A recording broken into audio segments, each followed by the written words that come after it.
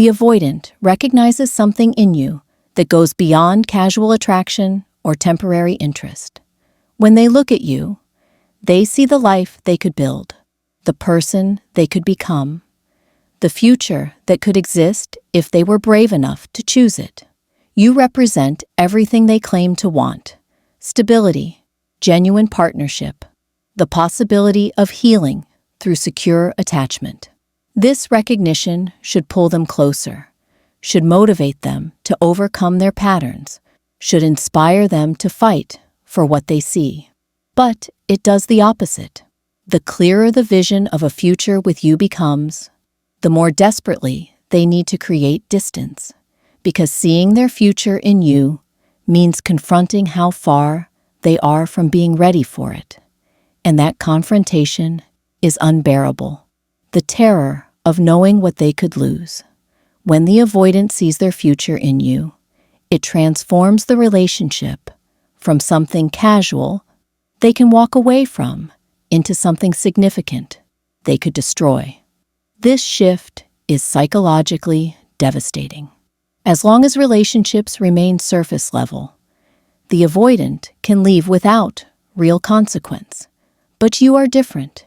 You represent the possibility of the life they actually want.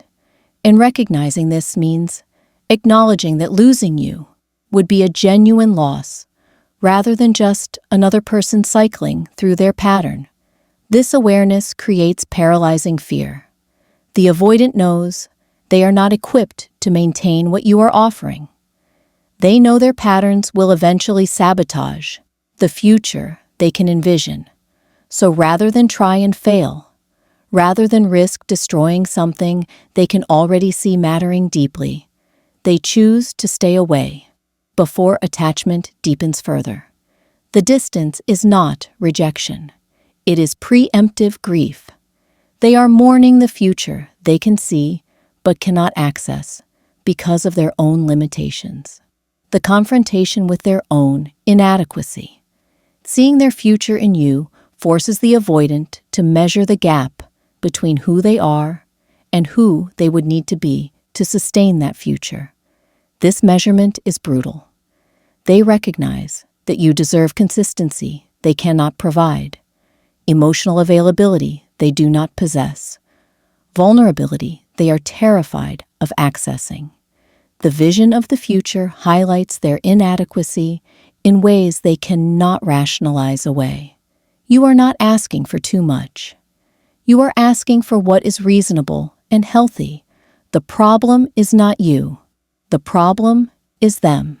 And this recognition strips away the defensive narratives that usually protect their ego. They cannot blame you for being too needy when you are clearly secure. They cannot frame the relationship as incompatible when the compatibility is obvious to everyone, including themselves.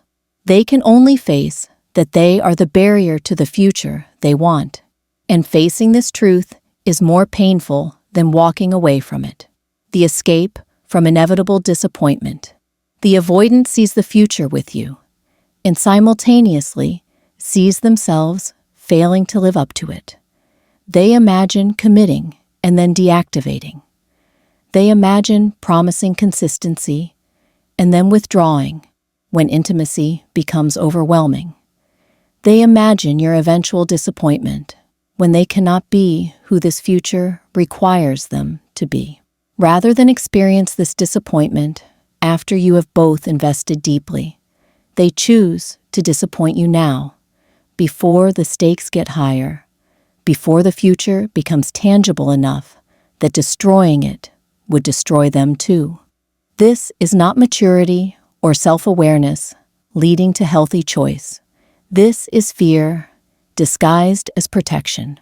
The avoidant convinces themselves they are doing you a favor by staying away, that they are saving you from the inevitable pain of their patterns. But really, they are saving themselves from having to witness their own failure, from having to see the future they want slip away because they could not overcome the wounds that make intimacy feel impossible. The tragedy of choosing fear over possibility. The avoidant sees their future in you, and that vision is real. It is not fantasy or projection. It is genuine recognition that this connection could be the foundation for the life they have always wanted but never felt safe pursuing. With you, they could heal. With you, they could learn what secure attachment feels like. With you, they could build something lasting. But seeing this possibility is not enough to override the fear that has governed their entire relational life. The avoidant stays away, not because the future is not appealing, but because it is too appealing, too valuable, too important to risk destroying through their patterns. They would rather live with the regret of what could have been than the shame of trying and failing. So they maintain distance from the person who represents their best possible future, choosing the familiar pain of loneliness over the uncertain vulnerability of love. And they carry the image of that future with them, a permanent ghost of the life they were too afraid to claim, the person they were too broken to become, the love they saw clearly but could not allow themselves to accept.